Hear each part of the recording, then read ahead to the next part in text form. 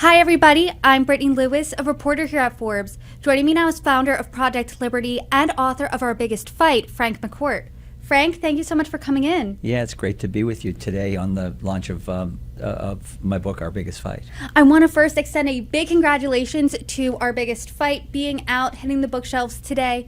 And I want to talk about the book, obviously, but I want to talk about the inspiration behind that. You're really raising the alarm bell on big tech, on the internet. What was the inspiration for you to put pen to paper here?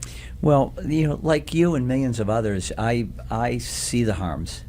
I feel the harms, and I want to do something about it. And when I say harms, I'm talking about the fact that we're barely governable anymore. Our democracy is really struggling. We have a difficult time having civil conversations. We have an information ecosystem that's completely been contaminated and corrupted. And probably most importantly, we're seeing now the harms to children, and that's where I draw the line, and I say enough is enough. We have to fix this. And as a fifth generation builder, someone who's quite familiar with infrastructure and how it's designed and works, I think we have a infrastructure problem here, an engineering problem that we can fix. But more importantly, Brittany, I'm the father of 7 children, and that's what's really driving me. You noted in the book that the internet began as a utopian dream. That was at the beginning of the book. That stuck out to me because I was in middle school and in high school when Facebook first becoming popular, and that was a way to connect with friends, post funny comments. You could not imagine what it is now, which is where a lot of people get their news. So it began as a utopian dream. What do you think it's morphed into? It's morphed into this technology that's highly invasive. It's creepy, really, right? It's surveilling us 24 hours a day. It's scraping our data, and by our data, I mean our personhood, everything about us.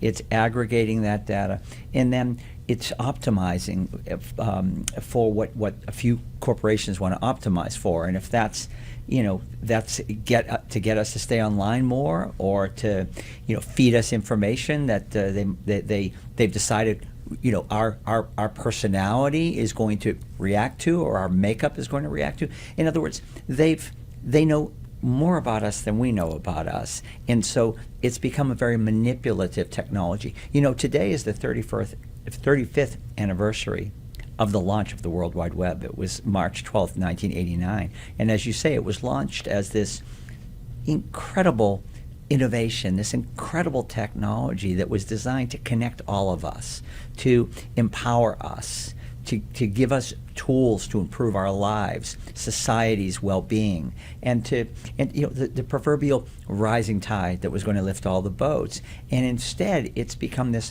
highly centralized, very autocratic, very, very surveillance oriented and kind of creepy technology that we're dependent on, so we're all using it, but it's not helping us, it's hurting us. And so what I talk about in Our Biggest Fight is that we can fix this problem. It's tech, it's infrastructure. We can fix it so that we're in charge now of our own data. We're in charge of our own digital lives, and we are leading digital lives now. The internet's not going away. We're not going to just toss it and start from scratch. So why don't we now make it better?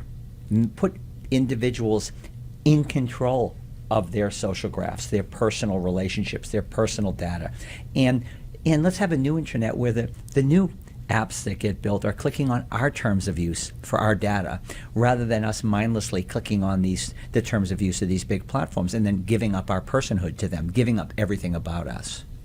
Today's a really interesting day because, as you noted, the 35th anniversary of the World Wide Web launching, and I'm sure when it was first launched, no one could understand the impact that it would have on today's world. What you're describing is something that has really become helpful to a lot of people, but also at the same time, it's like this double-edged sword where it's pretty insidious. Whose fault do you think this is? Well, I think we can, it's really not my focus. Let me put it this way. My focus is not to look backward and to point fingers. We all know there's a big problem now. And even people that worked at these big platforms that have left and have shared their perspective, have talked about the fact that these platforms know the damage that's being done. This is not just a bug. This is a feature of these platforms. It's to draw us in, is to addict us, is to manipulate us, and that's fundamentally wrong. That's a violation of our human rights, I would argue. And this is what I say in Our Biggest Fight, is that think about this as for me, Thomas Paine was my inspiration, because in 1775 he took a complicated set of issues and it boiled it down to a choice. He said to people pre the United States of America, hey, look, you can continue to be subjects of some king who you've never met, right? And own nothing, be nothing. Or you could choose to be a citizen born with the same rights as that king. So-called unalienable rights. You have rights, you have agency, you have authority, you have choice, you have liberty, you have freedom, you have the ability to own things. And thankfully, our predecessors chose citizenship and democracy and built the United States of America. So my question to you is, why on earth would we give up all those rights and become subjects again in the digital world, controlled now by not somebody in a robe and a crown, but rather these lords of these big platforms who have essentially stripped us of our humanity and have stripped us of our rights. In the digital world, there's no difference between your biological DNA and your digital DNA. One you're born with, the other is your lived experience. We are connected to the internet morning, noon, and night, and it shouldn't be a creepy thing that does harm. It should be something that's optimizing for the strength of democracy, optimizing for us to find real truth, real knowledge, and share it, optimizing for the safety of young children. Why should we give all that up just to use the internet? The internet's a tool that we built that we can alter the design now that we know how powerful it is and how dependent we are on it, so that it works in a way that is pro-people. You sounded the alarm in the book. You sounded the alarm now.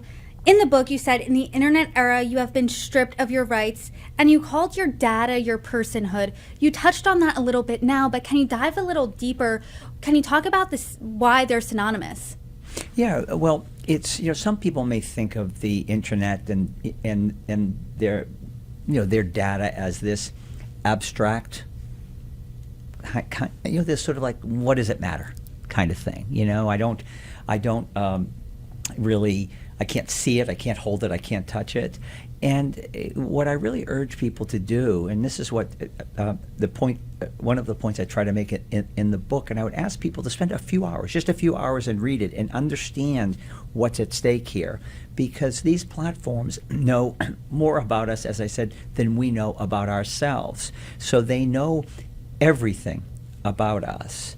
And it's not just what kind of shoes we wear or where we shop.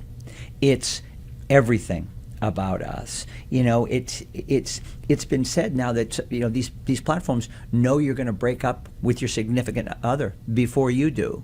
They know intimate details of young women, for instance, this is I want people to think about this as if I'm the head of the U.S. Postal Service.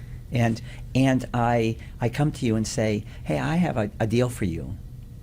I'm going to deliver your mail for free. No more paying for postage. I'm going to deliver your mail for free. Probably you'd be a little suspicious, but you'd say, tell me a little bit more. I want to know a little bit more about that. And you say, yeah, I'll deliver your mail for free, but I want to put cameras in every room of your home and in your car and follow you around and record everything you do. And you say, well, that's kind of creepy. I'm not sure I like that. And we say, then I say to you, well, but it's for free. It's for free. And you say, oh, there's one other thing. I'm going to open your mail and I'm going to read it. And everything I learn, I'm going to go ahead and it's mine now, right? I'm going to capitalize on that. Your relationships are now my relationships. Your ideas are now my ideas. Oh, and by the way, I'm going to read your 13-year-old daughter's diary. And if I notice that she might be a little bit concerned about her weight, I've got products to sell her right? And I'm going to actually take advantage of that vulnerability of a 13-year-old. Is that a business model that we want to celebrate? Is that something that we should be accepting of? I don't think so. And to me, this feels like we've been the frog boiling. You know what I mean? It's happened slowly, but now it's a crisis. And what I try to do in our biggest fight is it's a call to arms. It's to say to folks, let's do something about this. We must and we can. That comparison is really interesting to the post office because no one, even regardless of if they're doing anything illegal, people respect their privacy. No one wants the mailman reading your letters, reading your 13-year-old's diary. You called this the most important issue of our time. What specifically is at stake here? I'd say everything we love. Everything we love is at stake. If we love our children for sure, and I would say the most sacred metric of any society is, are we doing right by children? And now you poll young people and ask them, will your life be better than your parents? A majority of young people say no. That's all we need to know. We don't need any other statistic other than we're failing children and the next generation. And what's important to recognize is that we can fix this. This technology should be designed to operate for people, not for the machines of big tech. Why would we want to be dragged into a future by these machines when we can actually redesign how the technology works so that it's actually improving our lives? And so in 5 years from now, when you poll young children and say, will your life be better? They'll say, my life's going to be way better than my parents'. I'm going to live till I'm 150, and I'm going to live a healthy life. And look at what artificial intelligence is going to do when it's operated and designed with people first. But now we're seeing artificial general intelligence, and everybody's quite apprehensive. Why? We know the current version of the technology is broken, and I think people are rightfully concerned about making it more powerful. It's the same model. Why would we make a broken model more powerful? Why not fix the problem, then make it more powerful, and so that kids' lives are better and our democracy is stronger and our information ecosystem is flourishing. This is impacting all of us, and we as I said earlier, we all can see the harms, we feel the creepiness of it, but fortunately, there's something we can do about it. And in the book, I talk about how should we go about this. We don't have all the answers. I'm not implying that. But we're providing a roadmap for how you would go about fixing broken infrastructure. And just like we've done in my family, we've been doing it for over 130 years. Infrastructure gets improved as time goes on. And we demand it to be improved. If we have a plumbing system that's feeding water to 1 million people, and 600,000 of them are getting clean and healthy water, and 400,000 are getting toxic water that's making families sick and killing some people, we would be outraged. We wouldn't be saying, well, the internet does some good things and some bad things, but on a whole it does good. No, we'd be saying, fix it. And think of this. This is now part of our lives. This is very, very important, and we've seen the power of the internet. And it's time now that we've seen how it works, seen how much we depend on it, that we have it working in a pro-human way. So now we have to put the machines in a subordinate position and us as people in the superior position. You lay it out in the book, but you're describing this as an infrastructure problem. You describe the book as a call to arms. You're really ringing the alarm bells here. How do we fix this as a society? Well, we have to fix the technology, that's for sure. I lay the solution out in the book as to how we go about doing that. That starts at the protocol infrastructure level. And by the way, it's happening right now. There's hundreds of technologists now working on the fix. And they're working from all different kinds of places and perspectives. And so that's important. But I would also add, and this is where Project Liberty comes in, we also need to make sure we bring the social scientists into the conversation this time around and not let the technology be designed by technologists alone. The technologists play a very, very vital and important role here, but they should be at the table with those that play other roles, like ethicists, like economists, like policy and governance experts, behavioral scientists, psychologists, etc., because this is powerful, powerful technology. And then lastly, we need to create a movement of some sort here. Do you remember Mothers Against Drunk Driving that showed up and said enough was enough? And they mobilized and they changed things. We need something like that, I believe, now, so that civil society can get involved. And so what I would urge people to do is read the book. As I said, it just takes a few hours. Go to ourbiggestfight.com and learn more about this and join the fight, because that's what's going to win this. This is not my biggest fight. This is our biggest fight. To your comparison about this is an infrastructure issue, let's say there was a bridge in your local community that was broken, you would immediately call local lawmakers to fix it. But in the book you write this, quote, "This is a rights issue. If enough people make a stink about the right to their personhood, lawmakers will act." Can we look for a solution or more regulation, policy? What does that look like? Well, it's we see that the same technology that I write about in the book is disabling our political system, and it's corroded our political dialogue. Our elected officials, if you talk about a road or a bridge in the example you use, if there was a bridge that was failing, community would rise up, go to their elected officials and say, this bridge is failing, this piece of infrastructure that the public is supposed to be taking care of. We rely on our cities and towns and states and federal government to do these things, and we would demand that it be fixed. Very clear. In this particular case, what we're asking, and have sometimes, you've seen all of the conversations and the hearings in Congress where people show up and there's incredible testimony about the harms being done, but then yet we have no policies to fix it. I'm afraid that we're not going to get the fix from our political environment at the moment, because it's this very same technology that's broken that is polarizing our politics. It's these elected officials are using the same social media, right, to take extreme positions. Why? It gets more followers, more clicks, more money from a fundraising perspective. And let's be honest, these big tech platforms are huge and powerful and rich, and they invest a lot of money in lobbying these politicians and so forth. So I think we need people to fight, people to join a fight, people to get engaged and demand that this be fixed, because sadly the big tech platforms who can fix this haven't fixed it.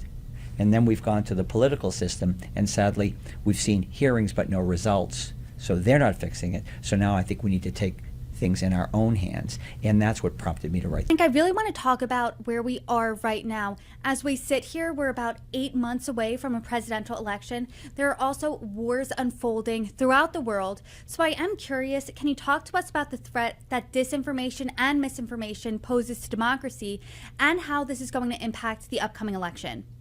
Well, yeah, let me answer that question in two parts. First of all, I think our presidential candidates should be talking about this issue very directly. I think this is the biggest issue that they should be talking about. Why? Because it underpins all the other issues that we want to deal with.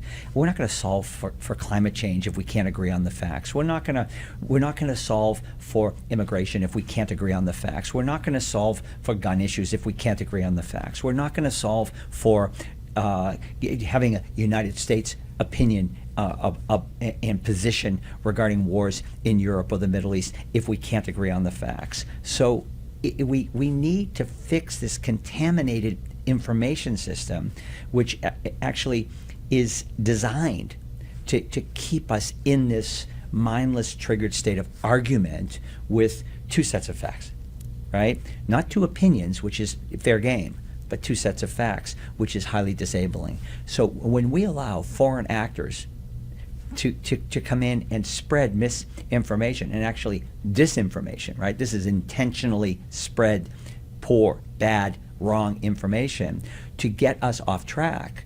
that means we have a very, very bad design of the internet, right? That it shouldn't be so porous and so poorly designed that machine bots can spew false information into the internet. So how does democracy work? Democracy works on a basic, very simple principle called trust, right?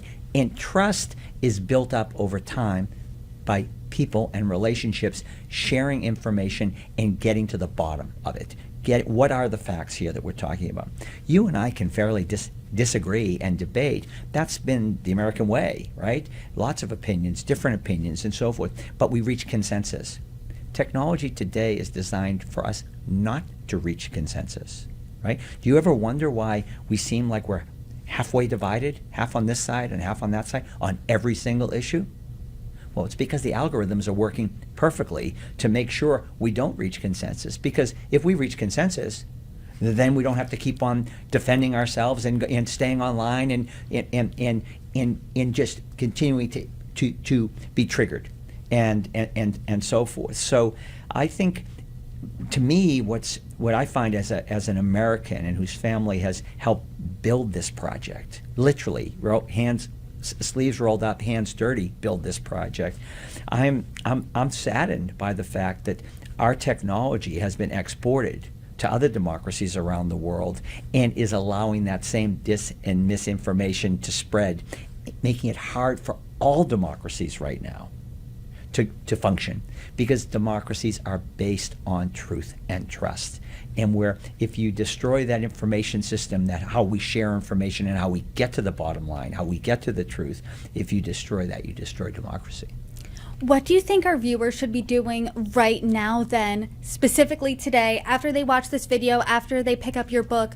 What should they do to combat this right now? Well, I would love them to buy the book and read it. I would love them to go to ourbiggestfight.com and learn a lot more about Project Liberty and ways that they can be engaged. But I'd also like them to start talking about it. Talk about the issues. Share with us what you disagree with in the book. Share with us what you agree with. This isn't about, selling a product here. We have a crisis. And this is ringing an alarm bell and saying we're only going to solve it if we get involved collectively. So I would say talk about it at your kitchen table. Talk about it on the sidelines of your kid's soccer match. Talk about it. Ask your schools, where your children are being educated. What are you doing about this? Well, how are we dealing with this? Why are we sitting letting all this happen? And we know it's happening. We see now the research coming in. We know factually that harm is being done. And more importantly, we all have two eyes and two ears, right? We see it. And we have a gut. We can feel when something's wrong. And we all see it. We all feel it. We know something's wrong. And again, in the book, I make the point that there's a reason. We're not crazy. We're not all helpless here. We can convert this helpless feeling into a hopefulness if we can fix the technology and this time around get it right and put people at the center. This should be do you know in the internet today we're still not a person, we have an IP address, we're still a device. We're machines. And machines are dragging us into this future that we don't want. And we shouldn't have this helpless feeling. We need to stand up and say, no, this is just technology. It should work for us, not against us. And we shouldn't be spending all of our precious time and resources at putting out fires and mitigating damage that these platforms are doing. Let's fix how it works. Look, I'm a capitalist. I'm for everybody, creating things and making money and so forth. But I draw the line when it's destroying our democracy, when it's contaminating our information ecosystem, and when it's harming children. Enough is enough. We need to fix this, and we can, and then build a beautiful future. What's the next version of democracy look like? What does a data sharing economy look like, by the way? We haven't even talked about the economics. How is it that 5 companies are worth 10, 11, 12 trillion dollars? That's with a T, trillion. Never before in history have companies amassed so much wealth. So don't tell me the data is invaluable. Don't tell me that our information isn't valuable. That's what those companies are built on. So let's change the model so that the value being created is shared by us, the people creating the data. Imagine that future for capitalism. And imagine a future where we know we're not petrified when our kids go on social media, right? And should they have a phone? Shouldn't they have a phone? And then we have to fight that battle ourselves as parents. So this is a fixable problem, but it is an urgent fix because the damage is really being done, and it didn't start yesterday. Unfortunately, this has been since the internet became a highly centralized thing 20 years ago, and these platforms became more and more powerful and actually discovered how to addict us, discovered how to manipulate us. It's become more and more powerful over the last decade. So this is you used the word insidious. It is very insidious. It's crept up on us, right? And it's crept into everything, and we need to move quickly. I hear how passionate you are, Frank, about this issue, and I'm curious, what was the turning point for you specifically? Can you pinpoint a moment, or were you always a bit apprehensive about the internet, or what was that moment where you were like, wait a second, this does seem like it has an insidious quality? I'd answer the question in two ways. One is, I mentioned earlier, I'm a builder, so I have a builder's mindset, a problem-solving mindset, and that's been my I'm a fifth-generation builder, so it's deeply rooted. And I also grew up in a big Irish family in Boston, with seven of us as kids, and my parents, so 9 at the dinner table, plus guests and friends. So you can imagine those conversations. Maybe you had some of those growing up. I'm an Irish family too, so I can relate. Yes. And so we would talk about the problems in the world, and we were, as kids generally are, you can complain pretty well and identify the problem, but not a dinner would finish without my mom saying, okay, so now what are you going to do about it? So part of this is hardwiring, and when you see a problem, you can't unsee it. Now, the second way I would answer the question is more recently. I went through a very difficult time personally in LA when I got divorced, and this was at a moment in time when Facebook was 5, 6, 7 years old. Smartphones were now in everybody's hands, and I saw and felt what it was like to be on the receiving end of social media, where you could just be attacked by anyone, and they could say anything and just beat you up and malign you, and you could do nothing about it. You just had to grin and bear it. It's a very helpless feeling when you're attacked like that, and you can't possibly say, well, that's wrong. No, that's not true. You're just there, and I don't say that so that anybody feels like I'm playing the victim card here. I'm not. It was actually a blessing in disguise. Not the personal part of it was very, very, very hard to go through that. It's very difficult when you have a personal situation like that and a family gets broken apart. But the experience was very, very formative in understanding that this is a powerful technology that's going to affect millions and potentially harm millions. So I started a public policy school in Washington, D.C. with Georgetown University, hoping to address the policies. Maybe we could get out ahead of this with better policies. And sadly, I learned that the policy apparatus cannot move fast enough to keep up with the technology. And I'll tell you one little story from a faculty member at Georgetown that she shared with me. She was doing a project. She had an idea that she could prove and show that words amplified on social media could predict large-scale physical human migration. So people that were leaving their country en masse because it was no longer livable, and they were going with nothing, right? Like a bit like our forebears, right? Leaving with nothing. In our case, to America. These poor souls are leaving their beloved home and going somewhere else because they can no longer live there. In the chatter on social media, words show up. Think of it as a bubble diagram that show up prior to the move. So a faculty member said, I think I can sharpen this model, and it can be a very helpful resource for governments and humanitarian organizations. And she went to our government and she got a grant of $200,000 to sharpen the model. And then when she received the grant, she went to Twitter. She knew she had only done her work on what was publicly available. So she went to Twitter and she said, I know you have data that would be very helpful to sharpening my model. Can I have the data? It's for these poor souls, and I'm not going to commercialize it. I'm an academic, and I just want to help. And they said, yes, we have the data, and you can have it for $100,000. She said, I can't give you $100,000. It's half my budget. I won't be able to do the work. I'll have the data, but won't. And they said, well, sorry, you can't have the data. That said everything to me, because here you have the most vulnerable people in the world who are leaving their home. It's their data. It's their conversations, right? And an academic not making a lot of money, not going to commercialize it, trying to help humanity, society, develop a model that would help the Red Cross and governments and others show up and be prepared for this mass migration. And a big tech platform is saying, I own the data, and you can have it only if you pay me. It's our data. That's the fundamental point. It shouldn't be their data. It's our data. We created it. It's about us. It's everything we are in a digital world. It's our relationships. It's our contacts. It's our preferences. It's our behaviors. It's our reactions. It's not just where we shop. So that really was a powerful story for me, because we're upside down.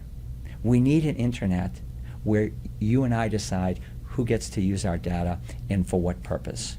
And if there's a commercial gain, maybe we get to share. If it's for a common good, we're happy to share our data. Maybe it's anonymous, maybe it's not. We decide all these things. I want to be in charge. I want to own me. Okay? I want to be a digital citizen, not a digital subject. That's a theme in this conversation. It's definitely a theme in the book, is that we don't control our data. So paint us a picture here of what is that next version of the internet that you want to aspire to. So the next version of the internet should be a version where, first of all, we're people on the internet. We're not devices or machines. And for the privilege of using the internet, we should be who we really say we are, and only one person. We shouldn't be able to have multiple personalities, and we shouldn't be a machine that's able to just spew whatever information, factual or not, onto the internet. So having an identity and being verifiable as a human being. We may not want to share exactly who we are, our name, or this or that, but what we need to share to prove I am who I am, and I'm a person, and I'm not pretending I'm someone else, and I can only be one person. Secondly, all of this massive data, this massive personal information, our so-called social graph, should be owned and controlled by us. We should decide what to do with it, and it should be portable. Next, the apps should be interoperable, so that we don't have to be stuck in one walled garden on one app to talk to somebody on that app, and therefore, well, I guess I'm going to stay on Facebook because there's 3 billion people and I'm stuck here. No, we're not stuck. Imagine where the apps are interoperable. And you're maybe too young to remember this, Brittany, but some of your listeners may remember when our phone numbers were not portable. And if we moved from New York to LA, we needed to get a new phone. Why? Because there were 7 baby bell carriers in this country in the 1990s that said they owned your phone number. They owned you. And if you moved to another carrier, you had to get another phone number. You couldn't take your phone with us. We started a telecom company called RCN in my family, run by my younger brother David, called RCN in 1993. We were the first in the world to bundle, and so you could have high-speed internet, cable, and phone. And our biggest impediment to getting customers was the lack of phone number portability. People wanted to join, but wanted to keep their phone number. So think of your social graph as your phone number. And when phone numbers became portable in 1996, our business flourished, as did many others, because suddenly people felt they owned the number. Well, we need to own our data, own our social graph. And by the way, the the carriers, the different baby bells, all became interoperable. So you're no longer stuck on one carrier in one region of the country.